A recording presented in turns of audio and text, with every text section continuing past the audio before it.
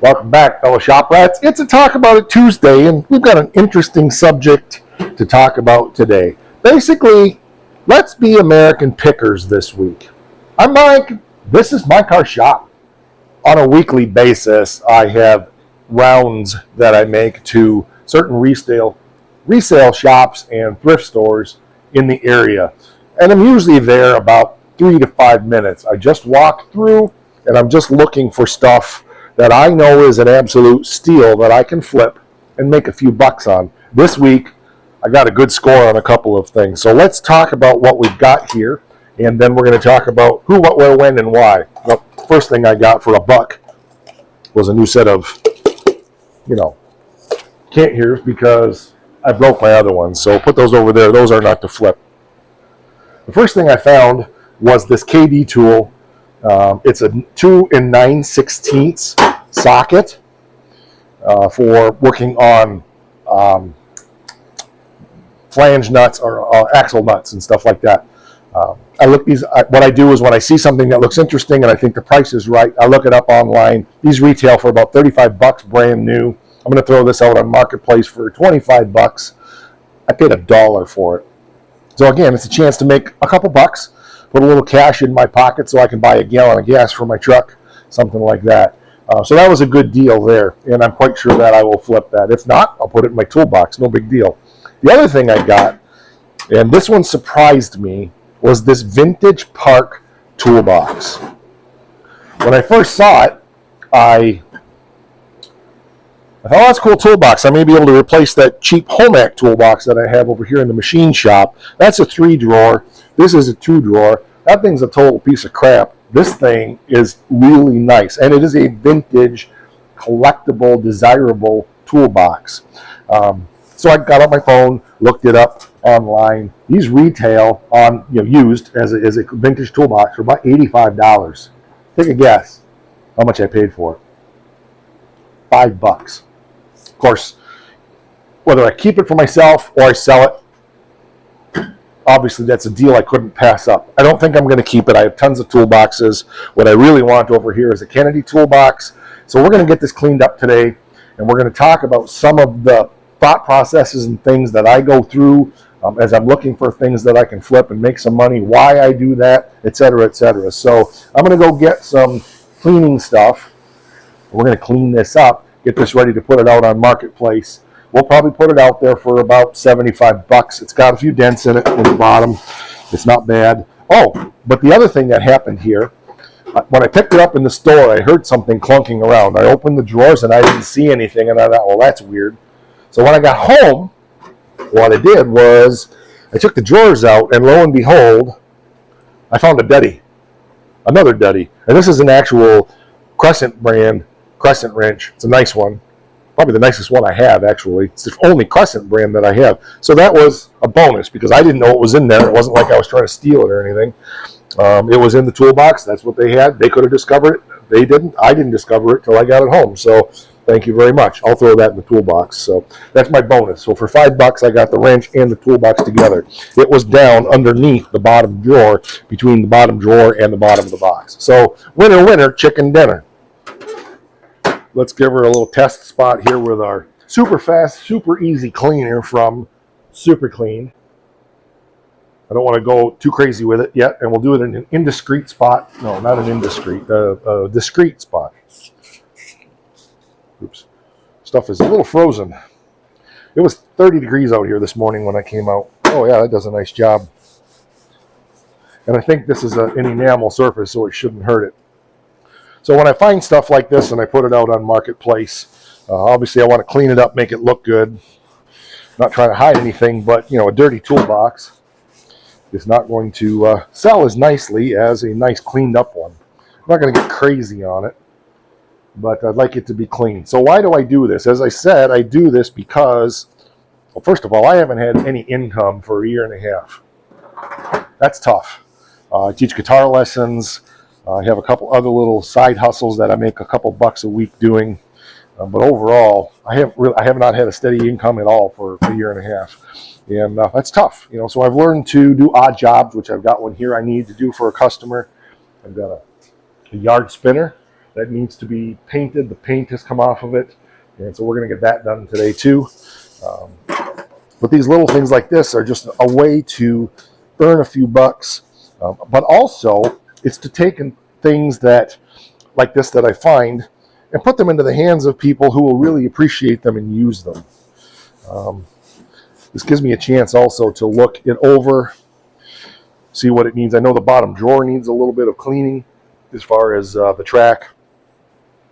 But you know, when you have a vintage piece like this, it's fine. I mean, somebody could take it and use it and so forth, but there are people who will appreciate it for what it is. I forget the era on this thing, but you know, it's older and it has some collector value. So getting it into the hands of somebody that's into old toolboxes and tools obviously is a cool idea. So I'm going to get working on this a little bit more.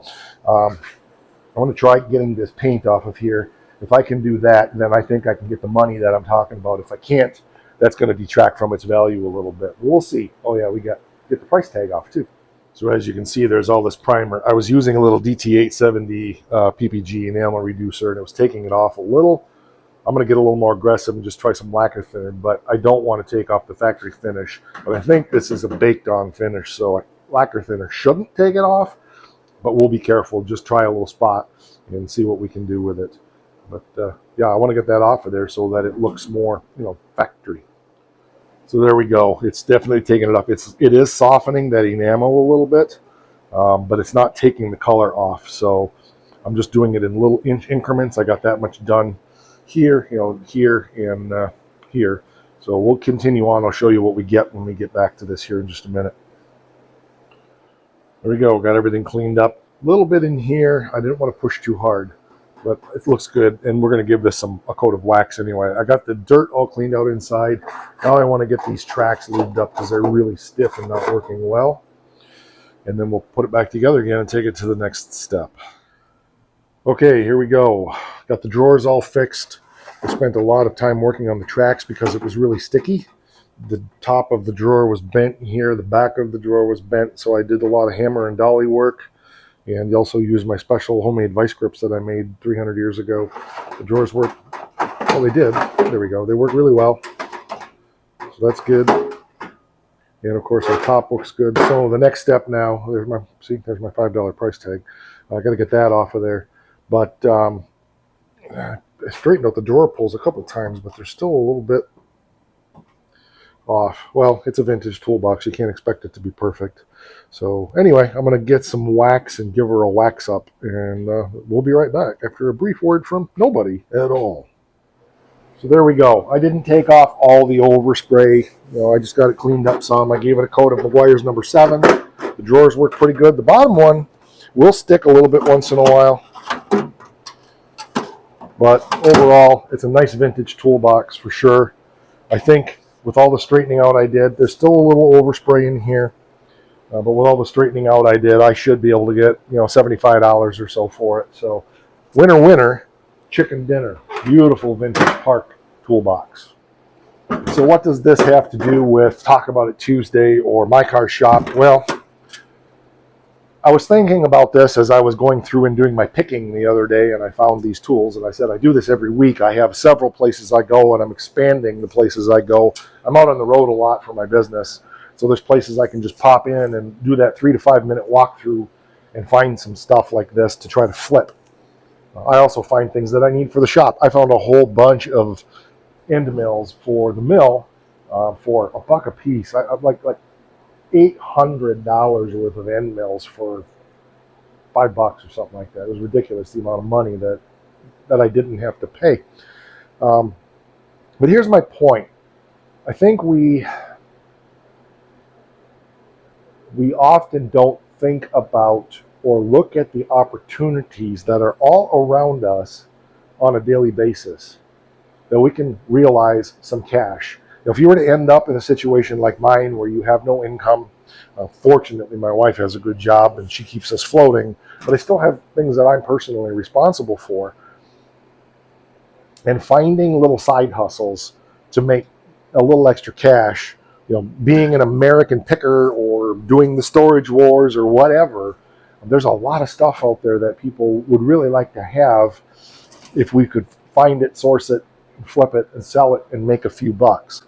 I mean, if I paid $5 for this and if I can get the full 75, which may not be possible, $70 profit's nothing to sneeze at. My guess is it will go for a little less than that because there'll be some shipping involved unless somebody locally wants it. But the point is, there's a lot of money to be made. I'm the kind of person that if I see a penny on the ground, I bend over and I pick it up. Penny saved is a penny earned, right? Elon Musk didn't become the richest man in the world without starting with 1 cent. And I never know that 1 penny that I pick up might not be the beginning of my billions of dollars. Maybe it sounds a little like a pipe dream, but that's the truth. And that truth sets you free. Well, there's another one that does too, but we're not talking about that here. So anyway, just look for those opportunities. I'm going to get these things listed on Marketplace and so forth. But I'd like you to start thinking a little bit outside the box. First of all, look at the low-hanging fruit around you. I sell a lot of parts out of my warehouse that I know I'm not going to use. As I'm approaching, being 60 years old, I have to be realistic that I don't have that many more projects in me. I'm not even sure I'm going to be able to get all the ones done that I have. So look at the opportunities that are around you. Look at those things realistic and say, why am I keeping this? I've been keeping this because I'm going to fix that up someday, or I might need that someday. But maybe you could realize some cash and bless somebody else with those things. So that's my Talk About It Tuesday for today. Thanks for being here. I appreciate it. We'll catch you on the next one. I got to get after this spinner now and get this painted, so I better get busy. Oh yeah, don't forget, because it's important. Rock!